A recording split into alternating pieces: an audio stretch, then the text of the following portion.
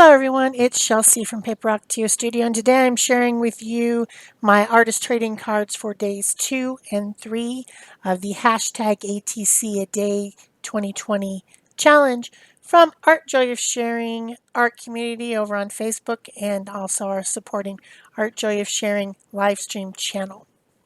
So for day 2, I started with a background that looks like it's got some watercolor on it through a stencil or something. I don't know. These are just pieces of interesting painting paper that I have cut to 3.5 by 2.5 inches to make artist trading cards out of. And I had these little doodles that were on my desk, on my computer desk. My main computer and the one that everyone in the household uses is in a different room than my studio. I have a little small laptop in the studio, and then I do my editing and things and watching of classes and things on my big screens on the other computer. So I was doodling on the back of an envelope, making some owls because I think owls are cute, and I like quirky birds and quirky animals, and sometimes I just doodle them. And so I thought it would be kind of fun to use one of my doodles on one of my ATCs. So I grabbed it off the desk and brought it into the studio and threw it in my little plastic container of things that I plan to use or might use during this month-long challenge. It's an artist trading card every day in June, so that's 30 of them. It's a lot of artist trading cards, have to come up with a lot of ideas. So I decided to make this one acrylic paint, and I'm using the DecoArt Media Fluid Acrylic Paint. I really like these paints. They're highly pigmented, and you just get this small little bottle, but it lasts forever. I think I've had some of these for like maybe 4 years. They last a long time because there's just so much pigment. You don't need a lot of the paint to make an impression. So I started out by adding some more colors to the background and just jazzing it up a bit and making it a little more intense. And then I decided I wanted to collage on my little doodle. I have 2 different owls here, and I picked this one. Kind of in the style maybe of Mickey Wild.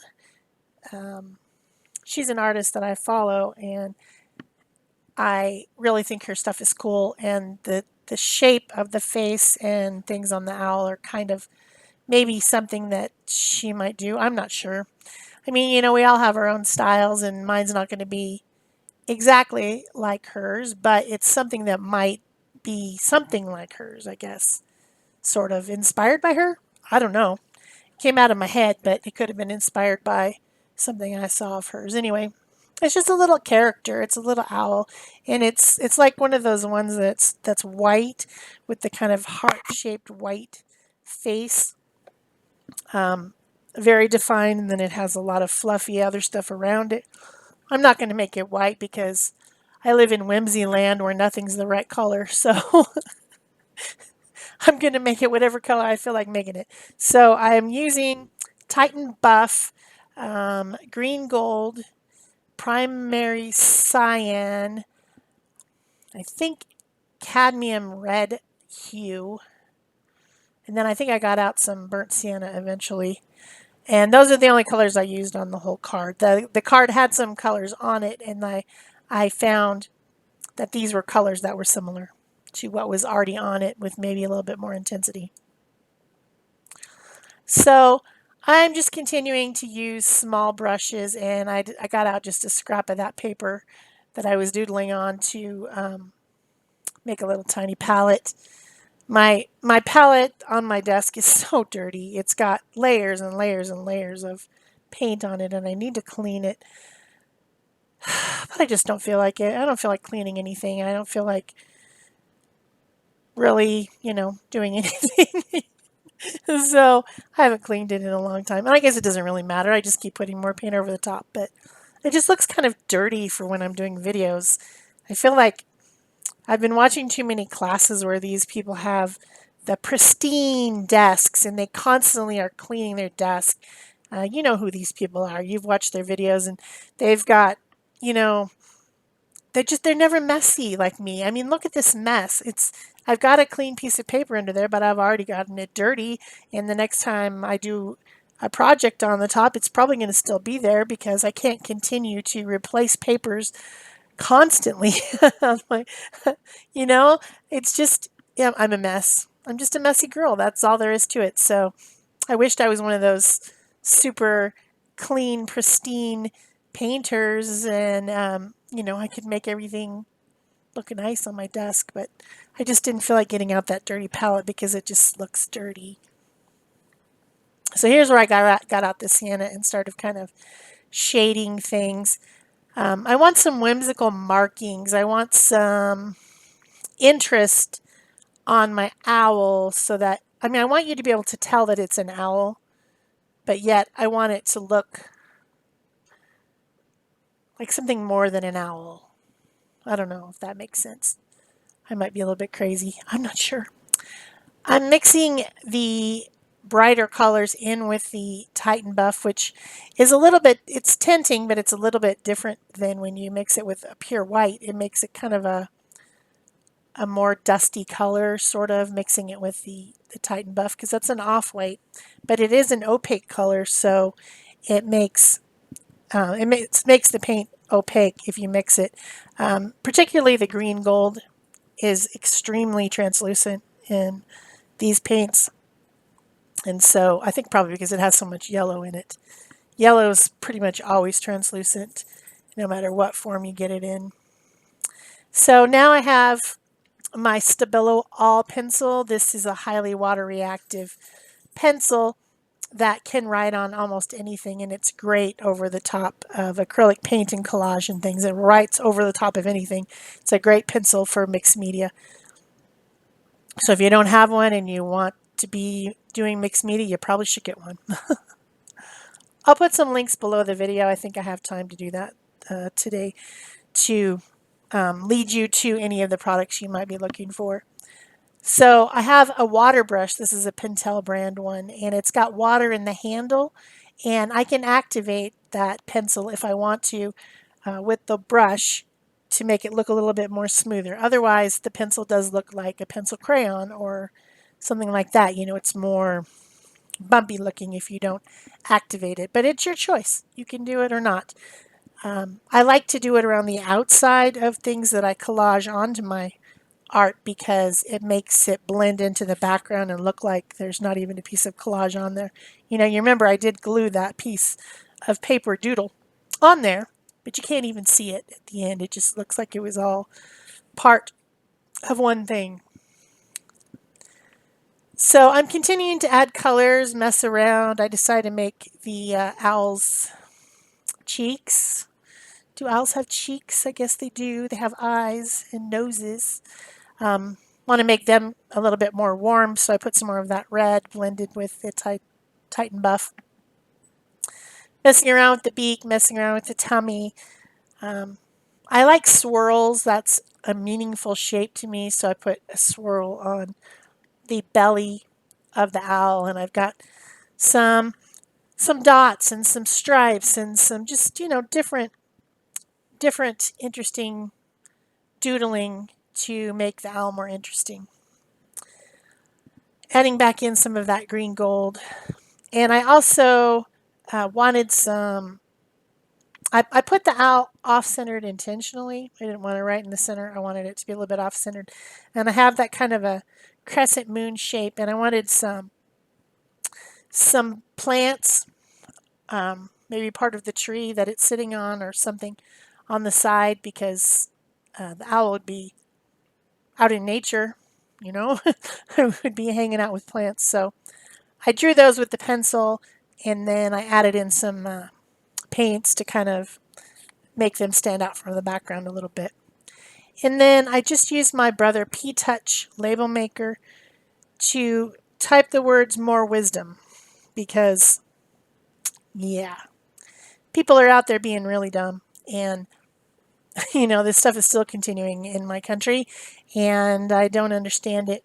And yeah, we need more wisdom. We need to think before acting and not let our emotions rule us but rather learn from the past, learn from our ancestors, how to be more stoic, maybe less angry. So I put my backing on it. I marked it as number 2 for 2020, and then I'm going to move on to the next ATC. Well, there's some time in between, but this is the next one in the series. I like to put them all in one video because it would be a bunch of tiny videos of each day. You know, it's better to clump them up. I decided I wanted to do some stenciling today for ATC number 3, day 3 of the challenge.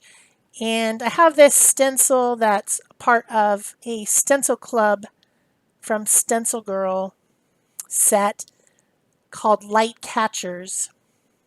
I don't know why it's called that. I don't know.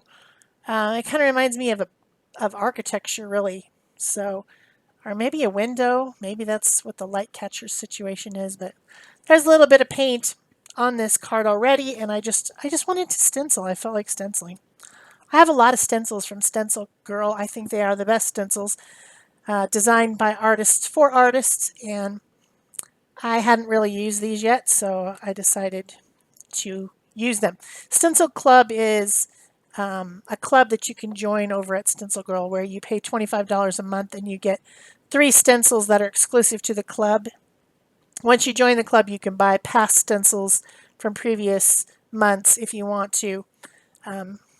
So they're not completely not available, but you do have to be in the club to buy the club or to get the club. You know, that's kind of how the club works. It's pretty fun. You get a 9x12, a 6x6, and a 4x4 exclusive ones every month. I think these are from last month, June. I'm really excited, May, and I'm really excited about the June ones. They're a mashup between Mary Beth Shaw and Valerie Chodine, and they are really cool. You'll see them coming up sometime in my channel, of course. That other stencil I just used over the top with the kind of little dash lines, that one was from the month before, so that would have been April, and those were designed by Kat Kerr. I just felt like blues and greens. That's kind of what was already on the background, but I kind of obliterated everything that was on there previously, but it's the same colors. I also thought I should do some stamping, maybe do a little bit of numbers on there. So I've got that stamp. I think it was designed by Dina Wakeley. I've had it for years. I don't think you could probably even get it anymore. Maybe in a silicone format. I'm not sure. She also has a stencil that looks like that. So I put a little bit of black stamping on there, put some black ink around the edges of the card to make a frame, splattered it with some white, and then I felt like my background was good and I could start figuring out what focal image I wanted. So I have this basket full of tissue papers and things that are stamped and still going with stamping. I want to use up some of these tissue papers I've swapped or received from others. I really like the concept. You can get a lot of stamped images if you trade with someone else. You stamp your things that you have that they don't have, and then they stamp the things they have that you don't have. And then you get all these great images to use. So I started out with a sticker, which has some paint on it. I thought I was getting out my decoupage, Mod Podge. I thought that's what I had, but it turned up to be the sparkly one. Did you know there's a glitter Mod Podge? I'm sure they still have it, but it's pretty dry right now. I've had this for a long time, but it made the whole surface a little bit glittery. Not crazy, just a little bit of sparkle, So I put one layer of tissue that had some dots on it, and then first I put the sticker, then I put the layer that had dots, then I put this kind of target-shaped one over the top that I received from someone. It's pretty cool. Off-center again, I like the way it looks, not being right in the center. And I was using up some of the paints that I had on my palette already, but it all looked pretty boring. It needed some contrast, needed some pow, So I was thinking about that as I was kind of drawing in some of the lines and adding my own marks. I did some writing around the edges. It says, think about it. Who is really the target here? Think about it. Still thinking about it. So to get a little bit of pop of color. Oh my gosh, I can't believe I said that. Pop word again. Oh no, but that's really what it is, a pop of color. Got out fluorescent pink. Yeah, that's pretty poppy. You know, I hate that word. That's why it's funny. Those of you who haven't watched me before don't know that, but it's funny. So I put some of that fluorescent pink in the center. I put some dots around the edges with a stylus, a ball stylus, which makes good dots. Added some white highlights and scratchy marks with my white Posca pen. And then, still didn't like it. Oh, I was using up the rest of the paint here just to get rid of it. If you guys have been enjoying this video, please remember to give it a thumbs up, leave me a comment or question below, subscribe if you haven't already, and turn on that notification bell so you know there's a new video to see. Also, you can share this, you can join Art Joy of Sharing art community and make ATCs with us. There are other challenges through the months. You can watch our live stream show over on the other channel, Art Joy of Sharing. All those things. Decided to put a heart on there. Yeah, I like hearts, specifically scribbly, scratchy hearts. So I found this one in the tissue, and I put that one on there. Added a few extra lines with my black Posca pen and white Posca pen, and then this card, number 3 for June 3rd, was done. Hope you enjoyed it. Thanks for watching. And there's close-up pictures at the end and links below. Bye-bye.